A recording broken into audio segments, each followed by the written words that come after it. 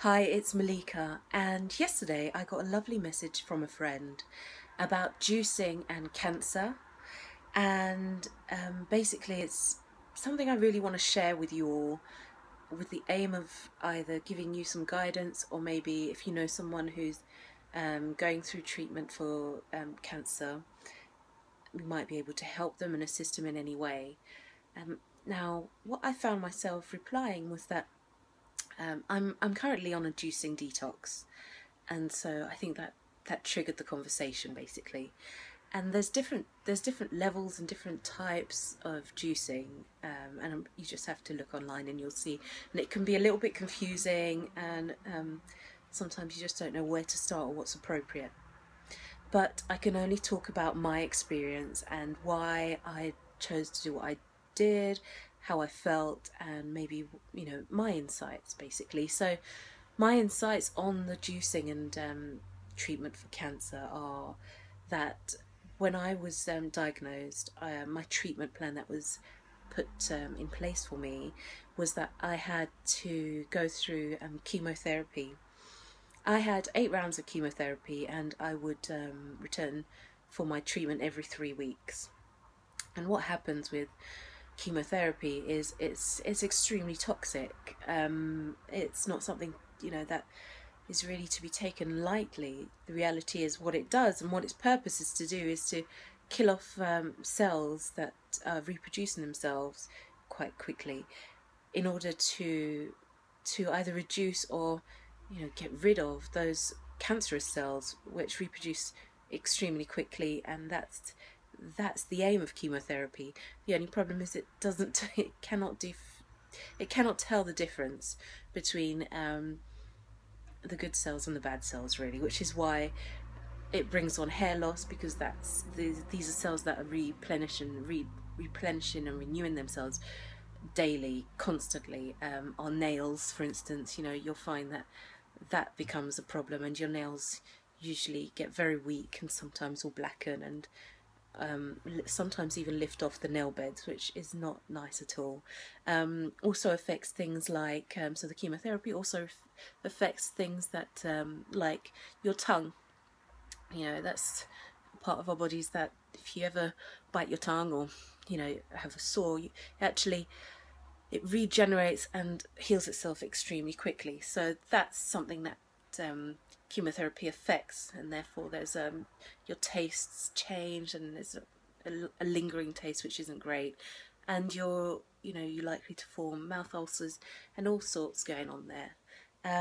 So that's what chemotherapy does in a nutshell, very basic.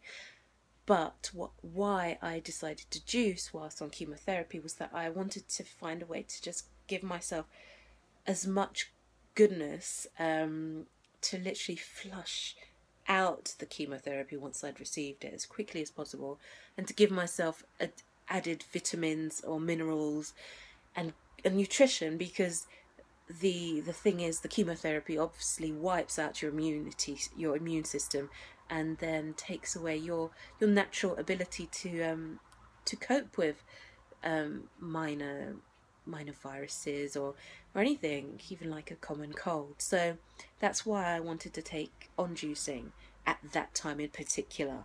So I started really by adding it to whatever I could eat or would eat at that time, which wasn't very much, to be honest. So I started off just with really simple juicing. I had carrot, apple and ginger, then started to add some spinach to that. And then I'd look for more immunity boosting recipes online. There's an amazing wealth of information out there.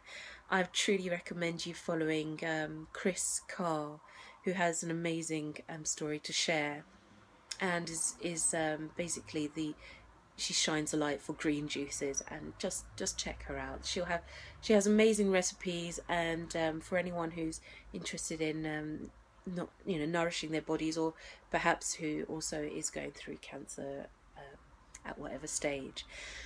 So that was the beginning of it, and I'll be honest, I truly believe that made a difference to my ability to function, literally. I think it gave me an extra boost. I actually, you know, that was the best way for me to get the goodness in when I didn't really want to chew anything, when my mouth was not feeling too great, and or if I was just too tired. Um, that things being said, what I would recommend, if perhaps either you're juicing, or maybe you're the one that's has the cancer diagnosis and wants to add this to their daily routine, um, is that some days when I was extremely tired, I found it hard to even prepare the food. You see, something that you need to be aware of is when you are on chemotherapy, you need to peel and wash everything that you're eating, because you know you really even don't want to risk eating pre-prepared salads, because you don't know if they've been washed and cleaned thoroughly before they've been prepared, so you have to be so careful. So if you have friends or neighbours that are asking how can they help, perhaps they could prepare those fruit and veg for you, you know, peel them, wash them, get them ready for you, or even better, juice for you every so often when they're coming over, you know. um, just ask them to juice something up for you. So I would really recommend that if you can find a way to add juicing to whatever your treatment is, or if you're perhaps going the, you know, the route of not taking the conventional treatment and looking for ways to nourish yourself, juicing has got to be number one on there.